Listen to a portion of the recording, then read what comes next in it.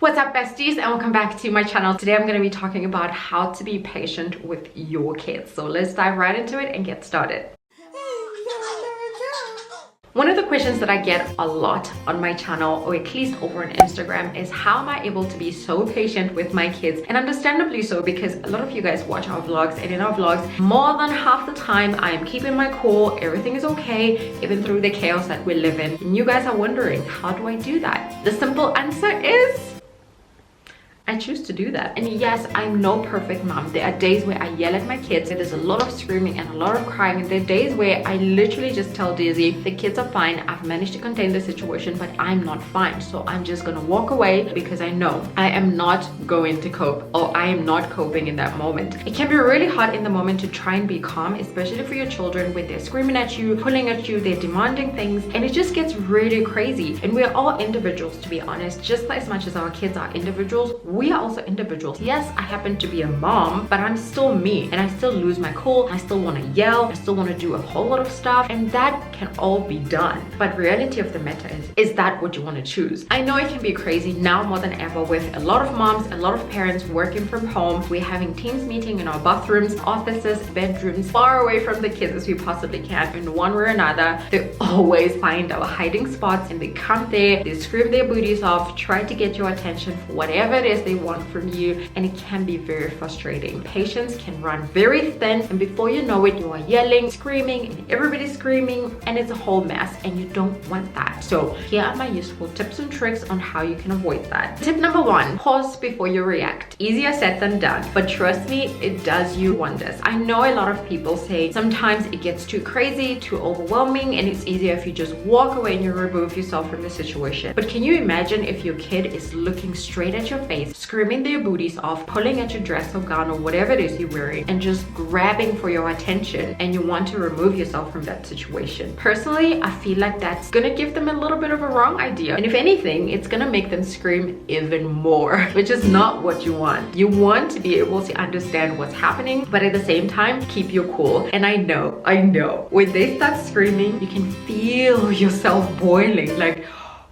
you feel that energy come up. And the best thing to do in that very moment, take a deep breath and pause before you react. Tip number two, instead of doing it for them, coach them to do it for themselves. I know you're probably thinking, what does that have to do with patience? More than half the time, kids are screaming and trying to get your attention because they're not able to do whatever it is they want. Some kids are able to actually say what it is they want, which makes things so much easier because you can just quickly coach them through what it is they want to do instead of doing it for them. But sometimes you get a toddler who's like Nolly Nos, 18 months old, can say only a few words, but screams her booty off. The best thing to do is to look at them, try to understand what's happening, and to coach them through what it is they want. The biggest frustration for Bonolo right now is that she is learning how to sort shapes into their little shape sorter, and so she'll be super frustrated with trying to fit a triangle where a star goes, and she will be pulling at you, screaming at you, not a single tear in sight. And so it's just so much easier when you turn to her and you coach her through it, because sometimes when you do it for them, it ends up causing a whole lot more frustration for them because you just showed up and you did it for them. And again, what do they learn if you do stuff for them? Tip number three, get out of the house, get some fresh air, take a walk, do something out of the house. One of the biggest frustration for kids right now, more than ever during this pandemic, is being locked up in the house. When tensions are flying high, patience are running thin, everybody's screaming. To avoid yelling at your kids, put them into their little shoes, put their little hats on, and go for a walk. It doesn't have to be far. You don't even have to leave your yard if you're somebody who has a yard or backyard or a front yard or some sort of yard. You just need to get out of the house, get some fresh air. It will do you so much good. Jeezy does the same thing. I've noticed he does the same thing too. They'll be pulling at him, asking for him to kick a ball, asking for him to do stuff even while he's working, and he will just look at his work calendar, find a gap, take them to the park. It doesn't even have to be long. The thing with kids is we take them out for 2 minutes, 30 minutes max, they're like, let's go home. They come back home and everybody's cool and calm and collected. You offer them a snack and you quickly get back to your work. Tip number four, look at the situation from your little one's point of view. One of the things that gets us very frustrated as parents is how urgent the timing of when the kids are looking for stuff, crying for things or screaming for something. And now more than ever, we are mostly working from home. You have to work on your deliverables, but at the same time, you have to be a parent. You can't ignore your kid just because you have work work to do. So look at the situation from your little one's point of view. Sometimes they're just screaming at you, trying to grab your attention because they need help. They want to sit on your lap. Or maybe for a different reason completely. It's so much easier to look at things from their point of view,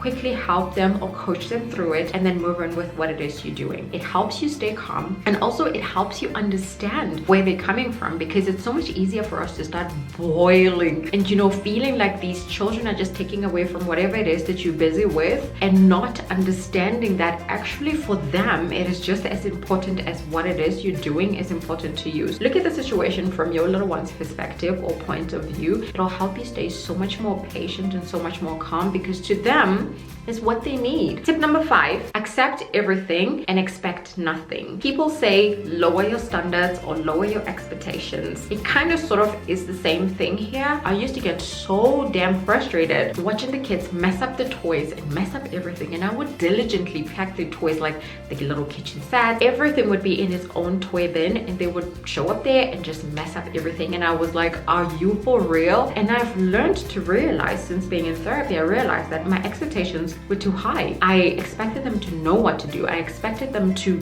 take out the toys one bin at a time, and that's not always realistic. Accept everything and expect nothing. You know, when you expect nothing, you almost accept the fact that they messed up the toys, and it's fine. They had fun. That's all that matters. Tip number 6, have a routine. As cliched as they really are life, and they will help you keep your patience, because you both know what's coming, and in a way you're both able to anticipate what's coming, and if anything throws you off, you're almost more prepared, because it's not a lot of things hitting you like a ton of bricks, throwing you completely off balance, and as a result making you lose your patience. And the last thing, just breathe. It's very easy for us to get worked up, get angry, want to start yelling, to want to overreact, but breathe. I pause before I react, and that's why most of the time you hear me say really, because when I say really, in my mind I'm thinking, okay, deep breath. Like I said, tip number 1, pause and breathe. It'll be life-changing for you.